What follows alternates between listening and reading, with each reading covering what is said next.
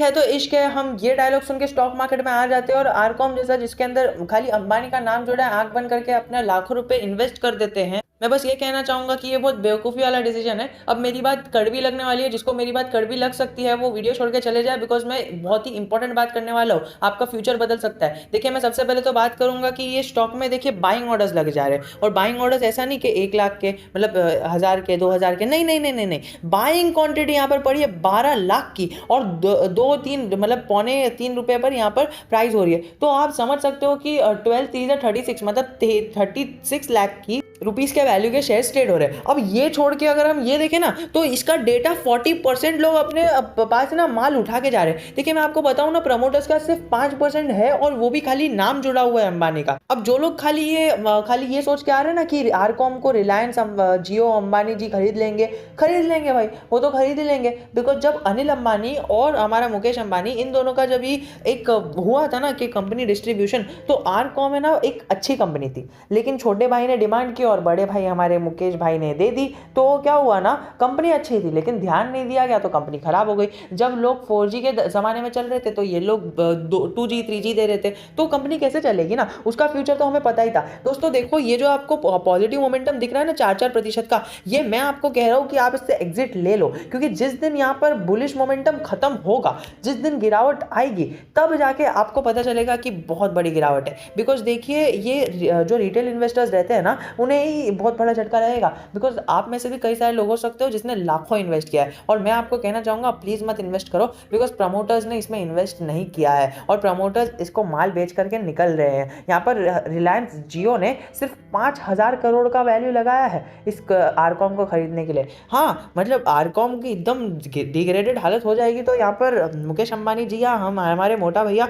यहाँ पर खरीद लेंगे, इसे ज़रूर खरीद लेंगे। बिकॉज हमारे छोटे भाई को, जब यहाँ पर हमारे अनिल अंबानी जी को जेल होने वाली थी, तब जो 425 करोड़ के आसपास का, if I am not wrong, ये जो डेट था वो मुकेश अंबानी जी ने ही तो आगे आके भरा था। और आरकॉम भी जब डिलिस्ट होगा ना, तो इतनी अच्छी कंपनी को ही मुकेश अंबानी जी छोड़ने नहीं वाले, उसको खरीद ही लेंगे। और आपको शेयर में फ़ायदा नहीं होगा, क्योंकि फ़ायदा नहीं होगा। अभी आप कैसे कह रहे हो कि वो खरीद लेंगे और हमें फ़ायदा नहीं होगा, बिकॉज वो खरीदेंगे ना तो एकदम गए गुजरे हालत पे खरीदेंगे। मतलब स्टॉक जब भी नीचे गिरने वाला है, फुल बर्बाद हो गया ना, 5,000 करोड़ के वैल्यू पर अभी दे रहे, अब क्या पता आगे जाके और कम कर दे, है ना। तो ये वैल्यू पर भी खाली नाम जुड़ा हुआ है अंबानी का, बस है नहीं। मतलब आप समझ सकते हो कि ऐसा कुछ नहीं है। इतना कम वैल्यू में अगर किसी कंपनी ने, फॉर एग्जांपल रिलायंस इंडस्ट्रीज ने इसे खरीद लिया ना, तो भी स्टॉक को कुछ फायदा नहीं होगा। हाँ, खाली डिलिस्ट नहीं होगा, लेकिन वो स्टॉक इसी रेंज में ट्रेड करेगा। मैं ऐसा नहीं कह रहा कि रिलायंस से जुड़ जाएगा। तो अगर आप ये सोच रहे हो कि अगर मुकेश अंबानी जी खरीद लेंगे और यहाँ पर स्टॉक ऊपर चले जाएगा, तो ऐसा आप कतई गलत सोच रहे हो।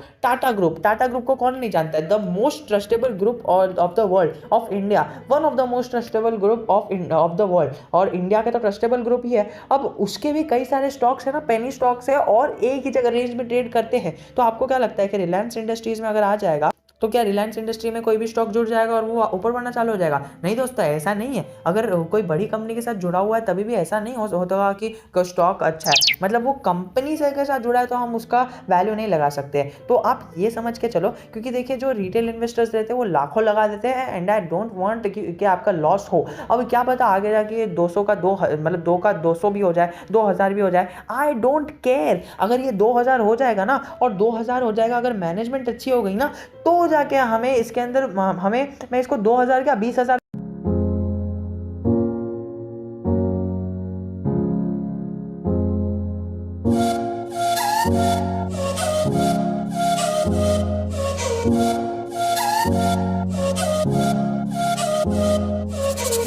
में भी खरीदने को तैयार हूँ। लेकिन हमें मैनेजमेंट तो अच्छा दिखे, हमें दिखे तो कि कंपनी परफॉर्म कर रही है। भाई डीओटी की, एनसीएलटी की कोई न्यूज़ ही नहीं आई है, कोई डेट ही नहीं आई है, बट फिर भी स्टॉक बढ़ रहा है, जो हमें बता रहे हैं कि भाई रिटेल इन्वेस्टर्स पागल हो गए, मुझे लेते हुए बहुत ज़्यादा नीचे गिर गया। लोगों ने ₹2.5 का ऑर्डर लगाया था, ₹2.5 पर बहुत सारे लोगों ने लगाया था कि इस पर आएगा हम खरीद लेंगे। तो आपको अगर अपॉर्चुनिटी मिल रही है इससे एग्जिट लेने की, तो एग्जिट हो जाओ, क्योंकि इससे बढ़िया मौका अगर शायद ही आपको आगे मिल सकता है। क्योंकि देखिए, ये आगे जाके अगर 2000 या फिर 2 लाख का भी हो जाए ना, तभी भी एक शेयर खरीद सकते हैं हम। या फिर अगर समझिए 20,000 का हो जाए, तो आप एक शेयर खरीदना, लेकिन वो एक शेयर में इतना पोटेंशियल रहेगा ना। अगर आप देखो 2012-13 के आसपास है ना, हमारे एमआरएफ की वैल्यू 12,000 थी, और आज देख सकते हो कितनी हो गई।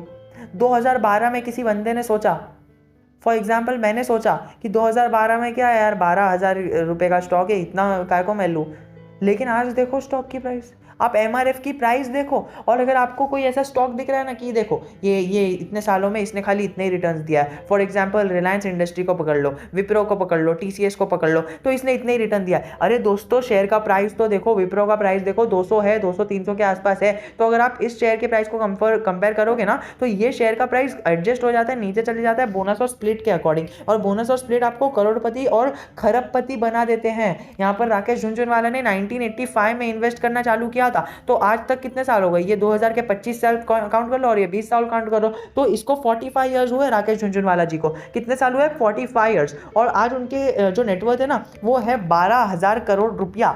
आप समझ सकते हो, कैन यू इमेजिन 12,000 करोड़ रुपया ओनली विद स्टॉक मार्केट। एप्टा करके उनकी कंपनी है, वो अलग है, एविएशन इंडस्ट्रीज में एंटर हो रहे हैं, वो अलग है, खाली स्टॉक मार्केट से 12,000 करोड़ रुपया। तो वो कमाना बहुत अच्छा है, बहुत ईजी है, लेकिन आपको टाइम देना पड़ेगा, और ये खराब कंपनी में दोगे तो आप अपना टाइम वेस्ट करोगे। And remember, time is money. 1% अगर फॉर एग्जाम्पल एक बंदा है, उसने 50 साल के लिए इन्वेस्ट किया खाली 10% पे, और दूसरा बंदा है उसने सेम अमाउंट 50 साल के लिए इन्वेस्ट किया 11% पे। अब आप मुझे बताओ कि क्या इन दोनों में हजारों का फर्क आएगा? नहीं। लाखों का फर्क आएगा? नहीं। करोड़ों का फर्क आ जाएगा। मतलब फॉर एग्जाम्पल अगर इसका 10 करोड़ हो गया तो इसका 50 करोड़ हो जाएगा, तो इतना बड़ा फर्क आ जाएगा। तो आप ये निकाल के देख लेना। अगर रेट ऑफ इंटरेस्ट बढ़ जाता है तो भी और फायदा हो जाता है। अब देखिए, रिटेल इन्वेस्टर है ना, सीखने में बहुत टाइम लगा देते हैं, हालांकि मैंने भी और हर एक बंदे ने सीखने में स्टार्टिंग में बहुत टाइम लगाया, लेकिन आपको ऐसी अपॉर्चुनिटी मिल रही है, यूट्यूब जैसा प्लेटफॉर्म मिल रहा है, फिनग्रो जैसा चैनल मिल रहा है आपको, आपके खाली एक कमेंट पे मैं फ्री में रिप्लाई देने को तैयार हूँ, बस मुझ तक नोटिफिकेशन आ जाना चाहिए। मैं बस इतना कह रहा हूँ, मैं अपना टाइम निकाल के आपको फ्री में नोटिफिकेशन और यहाँ पर आपके डाउट सॉल्व करो, तो आपको और क्या चाहिए। सो आशा करता हूँ आपको वीडियो पसंद आया होगा, आप मेरी बात तक समझ रहे होगे। So if you have any doubt relating anything, और अगर आप किसी स्टॉक में अटके हुए हो तो मुझे बता देना, मैं आपको उसकी सारी चीज़ें बता दूंगा। सो जय हिंद, जय Bharat. I am always just a comment away from you.